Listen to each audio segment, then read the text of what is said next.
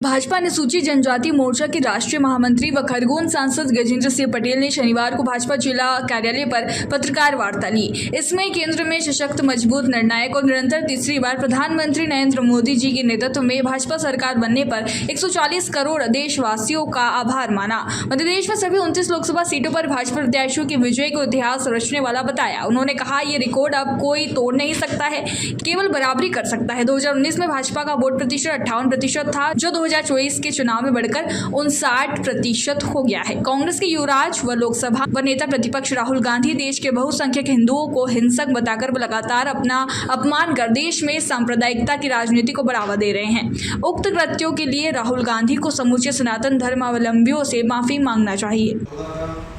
कांग्रेस की सीटें 2019 की कांग्रेस की सीटें 2024 की कांग्रेस की सीटें, इन तीनों की सीटों को भी जोड़ा जाए तो भारतीय जनता पार्टी की 240 सीट के बराबर नहीं है।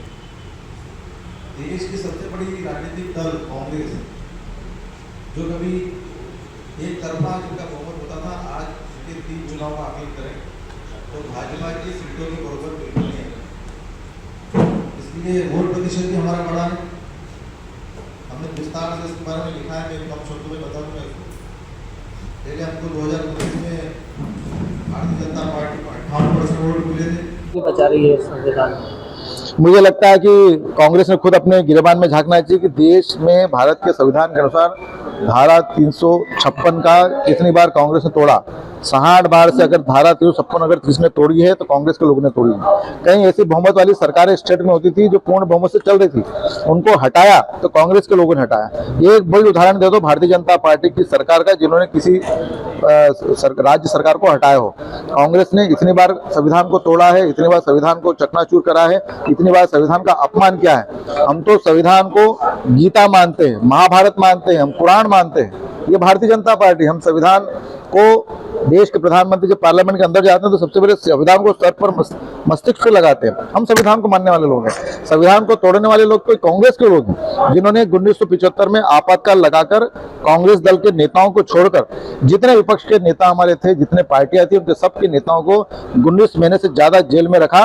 जेल की यात्रा उनको सहना पड़ी और उसके बाद कांग्रेस का जो हर्ष हो रहा है वो देखने को मिल रहा है। आज कांग्रेस के पिछले 3 चुनाव का उदाहरण देख ले, 2014, 2019 और 2024 के अगर आंकड़े भी मिला दिए जाए तो भारतीय जनता पार्टी की 240 सीट के बराबर वो मुकाबला नहीं कर सकती। कांग्रेस की दुर्गति हो रही है, इसलिए संविधान तोड़ने का काम कांग्रेस के लोग कर रहे हैं। देश के चौथे स्तंभ हमारे पत्रकार साथी रहते हैं, इसलिए मैं पत्रकारों के साथ आज हमने पत्रकार वार्ता की है। मेरे साथ भारतीय जनता पार्टी के वरिष्ठ नेता आदरणीय मोहन जी, हमारे महामंत्री राजेश जी, महेश्वरी जी, हमारे पत्रकार साथी आदरणीय प्रकाश जी और पार्टी के वरिष्ठ नेता भी यहाँ पर उपस्थित हैं।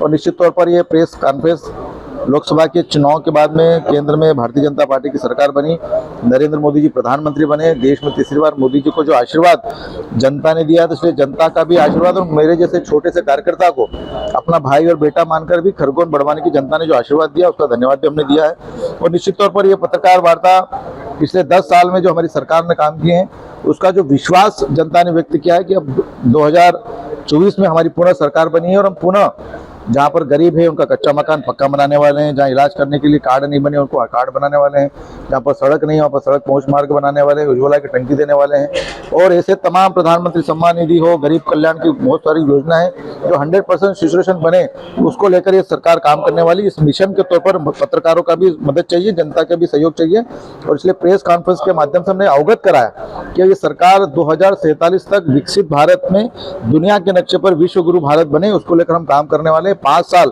एक अभूतपूर्व काम होने वाले हैं। यहाँ पर खरगोन बढ़वाने में लंबे समय तक लोगों का सपना है, यहाँ पर रेल मार्ग होना चाहिए, तो निश्चित तौर पर यह सपना भी 5 साल में हमारी जनता का पूरा होगा, ये विश्वास जनता को है।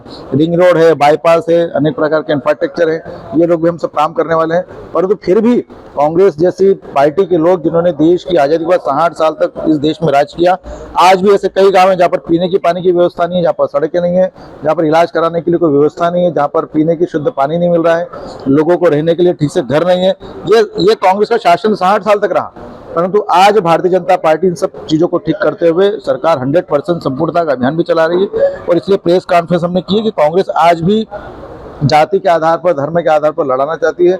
आज भी पार्लियामेंट के अंदर कांग्रेस के विपक्ष के नेता राहुल गांधी ने हिंदू हिंसा के इस प्रकार के शब्दों को कहकर हमारे संत सनातन धर्म के लोगों का अपमान किया है। कहीं धर्म को और जाति को आपस में लड़ाने का काम कांग्रेस के लोग कर रहे हैं और आज भी ये परिणति है कि देश बांटो राज करो, ये भी आज करना चाहते हैं। इसलिए मैं आपके माध्यम से जनता को अवगत करा रहा हूं कि कांग्रेस के पार्टी का घृणित चेहरा उनके नेता ने उजागर कर दिया, इसलिए उससे सतर्क रहे।